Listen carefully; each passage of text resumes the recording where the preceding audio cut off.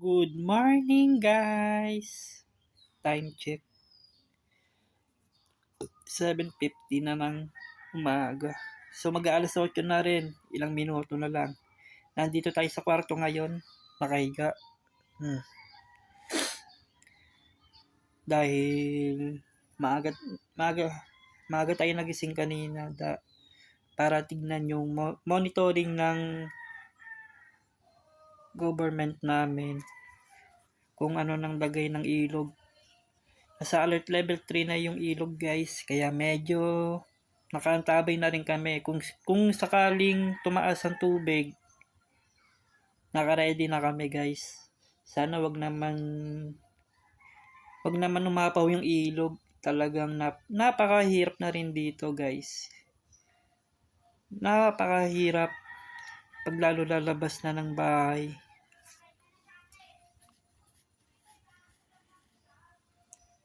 So, katatapos ko lang din magkape. Kaya humiga muna tayo. Medyo malamig-lamig na yung panahon.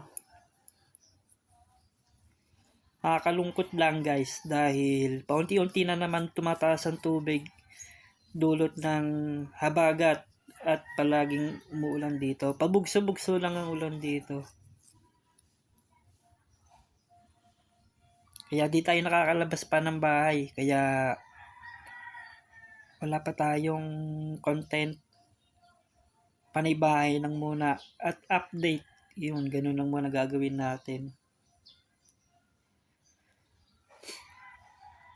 Sana humupa na yung tubig dito, guys. Nawala na rin yung mga batang naglalaro sa lansangan dahil sa pagbaha sa lugar namin. Mababa lang tong lugar namin, guys. Kaya sa amin ang tapunan ng tubig galing Cavite. Sa mga kataas-taasan, mga kabundukan, malakas ang ulan doon. Medyo nababahala na naman kami dito.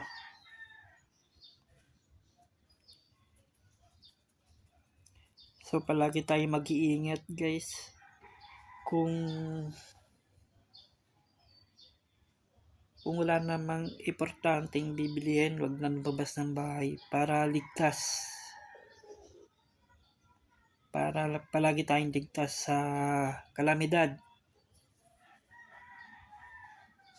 Medyo lumiliwanag na yung kaulapan. Kanina, may papugso-bugso rin ng ulan. Paminsan-minsan lang, guys.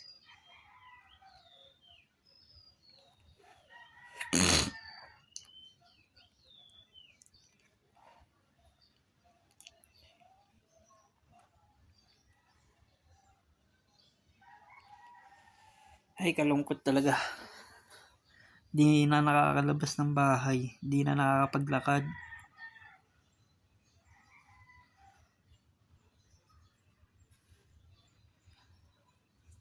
Wag na sa puntong tataas ang tubig. Talagang nakakalungkot na talaga.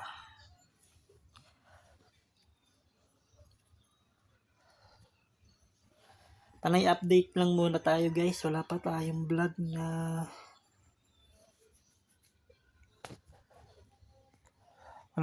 i-vlog na magandang place.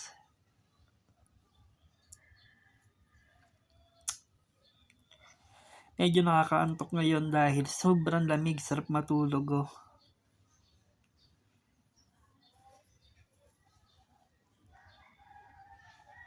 Wag na sanang umulan, wag nang dagdagan yung tubig baha dito sa lugar namin. Kami na mababahala dito.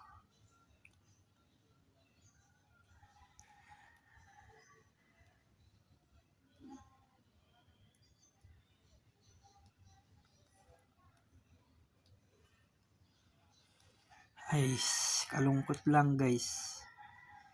Ang makakalaban naman namin dito, lamok, tsaka dengue.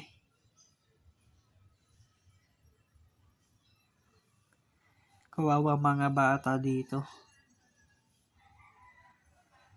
Yung kapaligiran namin dito, medyo malungkot, tahimik. Walang mga nagsisigawang mga bata, walang naglalaro. lahat nakaperme muna sa bahay gawa ng ito, mga dinaranas natin ulit ngayon dahil sa bagyo. Wala namang bagyo dito guys, sa bagat lang.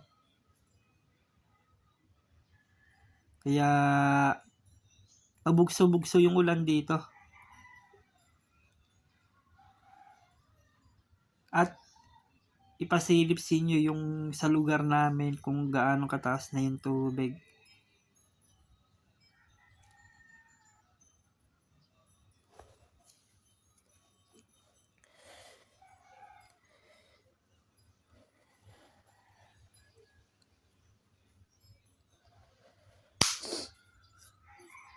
Gusto ko rin naman gumala kaso wala pa tayong budget. So lalabas tayo ng kwarto para ipasilip sa inyo yung lugar namin kung gaano nakataas yung tubig, baha. Di naman kataas-taasan, tumaas lang ng tumaas lang ng kaunti. So tara, pakita ko sa inyo. Papuntang terrace. Yan o. Medyo makulimlim pa. Makulimlim guys o. Ito na yung itsura ng lugar namin sa ngayon guys. Dahil sa baha. Yan o. Madumi na yung tubig. Kaunting taas pa. Abot na yung tungtungan ng solar lights.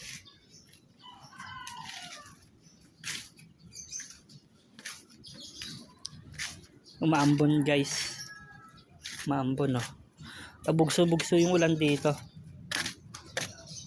Hindi na makatamtaman lakas ang ulan dito guys. Ito, may mga basura na. Sa banda rito, malalim na guys. Kaya di na kaya bota.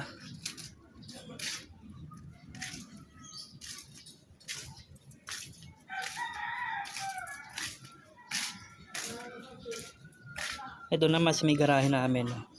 Nag-aayos na sila ng ng harang para hindi makapasok yung mga basura.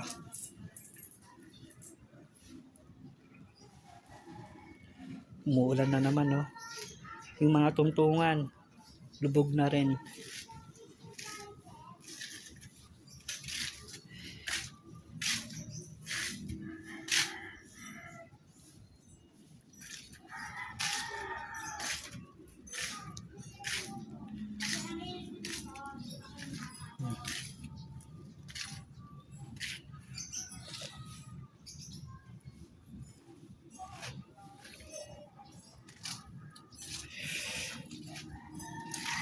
Di ko na may pasilip sa inyo.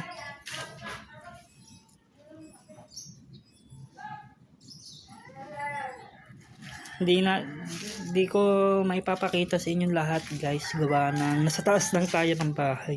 Di tayo nakakalabas gawa ng umuulan. Yan, ito pa yung isang pinoproblema namin. Yung kesame namin nag-aangatan na.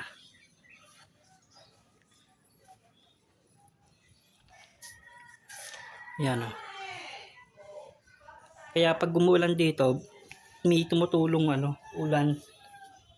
May tumutulong tubig ulan.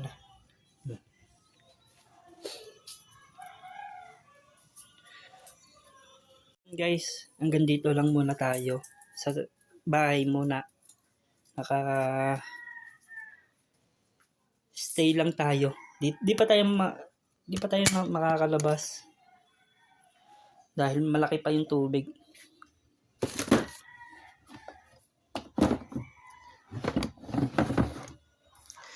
Malaki pa yung tubig sa labas. Tsaka di na rin kaya ng bota. Dapat naka-overall boat ka. So palagi tayo mag-iingat guys. Gawa ng pagbadya ng ulan. Tsaka lumaragas ang tubig. So wala na. Di ko pa may papakita sa inyo lahat-lahatan kung ano nang lagay dito. Dahil di tayo nakakalabas. tuwing bibili lang tayo nakakalabas guys. Tuwing bibili ng mga kain, almusal, tsaka kape. Kaya hanggang dito muna tayo guys. Mag-ingat na lang kayo palagi. Keep safe and stay at home. Bye!